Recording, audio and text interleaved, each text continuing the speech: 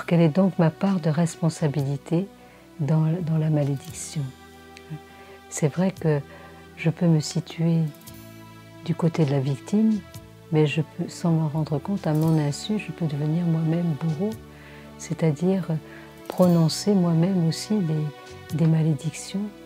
C'est pas soit avec l'intention de faire du mal, parfois, cela peut arriver, ou soit à mon insu que les paroles sortent de ma bouche, hein, et ces paroles peuvent être dirigées parfois contre les autres, mais aussi parfois contre nous-mêmes.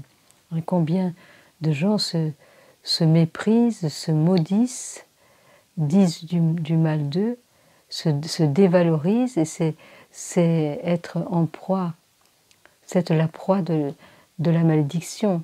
Hein. Et donc, c'est vrai que parfois, si nous ne sommes pas attentifs, quand nous sommes éprouvés, alors nous entretenons tout un discours intérieur qui est un discours négatif et qui nous conduit à la tristesse, au découragement et à toutes sortes de mauvaises choses. Donc, quand nous avons laissé notre regard s'enténébrer, c'est-à-dire voir ce qui n'allait pas, il est rare que nous n'allions pas plus loin, hein, et que nous ayons la force du silence, parce que après tout, on pourrait voir ce qui ne va pas, mais en même temps le porter vraiment à l'intérieur de nous-mêmes, dans le silence, dans la prière, et attendre le moment favorable où on va pouvoir dire quelque chose pour faire changer la situation, ou parler directement à la personne plutôt que d'en parler à l'un, d'en parler à l'autre. Hein. Il est peut-être vrai que cette personne a fait telle chose et nous pensons dire la vérité parce que ce que nous disons semble objectif et nous n'avons pas conscience que nous sommes en train de médire. Hein. Les pères du désert ont fustigé la médisance. Ils disent la médisance tue 3 personnes. Celui qui l'a dit, celui à qui elle est dite et celui dont on parle. Hein.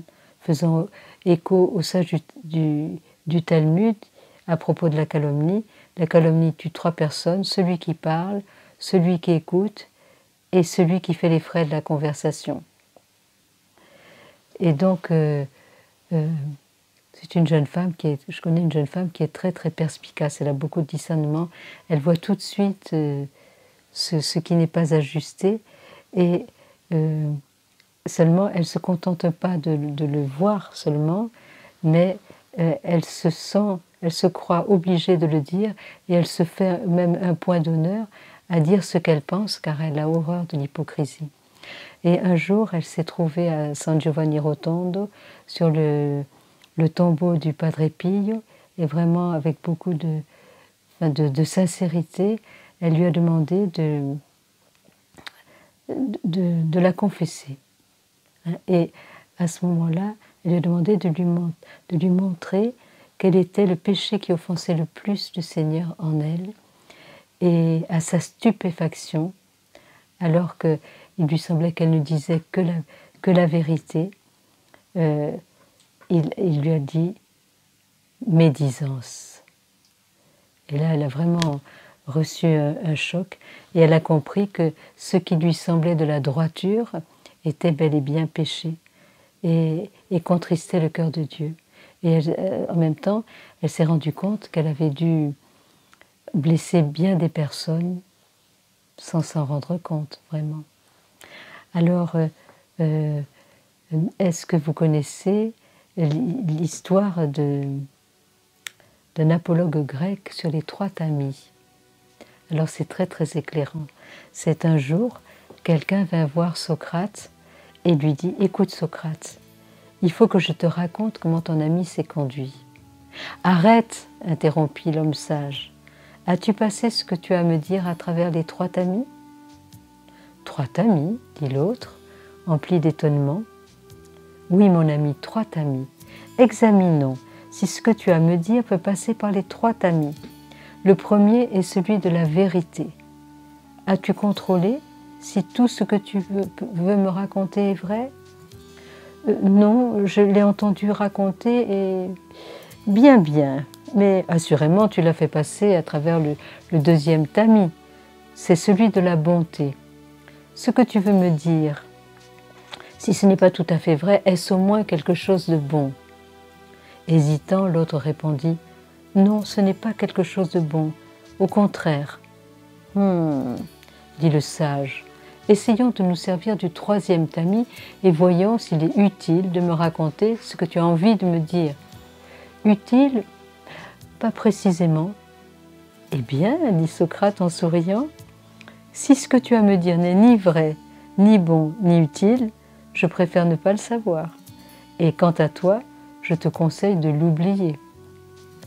Sagesse de cet apologue d'un auteur inconnu. Et Jésus va dire, prenez garde à la manière dont vous écoutez.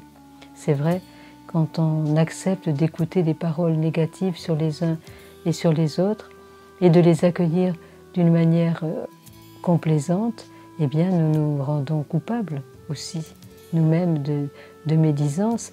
Et c'est vrai que parfois c'est très difficile d'arrêter quelqu'un et de refuser d'écouter quand ce sont des médisances ou parfois même des calomnies. Nous avons la possibilité de ne pas accueillir ce mal. Dans le livre de l'Ecclésiastique, nous donne à ce sujet un excellent conseil. Il dit « Va trouver ton ami, peut-être n'a-t-il rien fait, et s'il a fait quelque chose, il ne le refera pas. Va trouver ton voisin, peut-être n'a-t-il rien dit, mais s'il a dit quelque chose, il ne le redira pas. Va trouver ton ami, car on calomnie souvent. Ne crois pas tout ce qu'on te dit. Souvent, on glisse sans mauvaise intention. Qui n'a jamais péché en parole? Voilà ces paroles de sagesse, effectivement. Nous devrions tourner, comme on dit, 7 fois la langue dans notre bouche avant de nous hasarder à juger. Et c'est vrai que dans la confession, on peut passer tous nos sens en revue pour prendre conscience de ce que nous avons laissé entrer par les oreilles.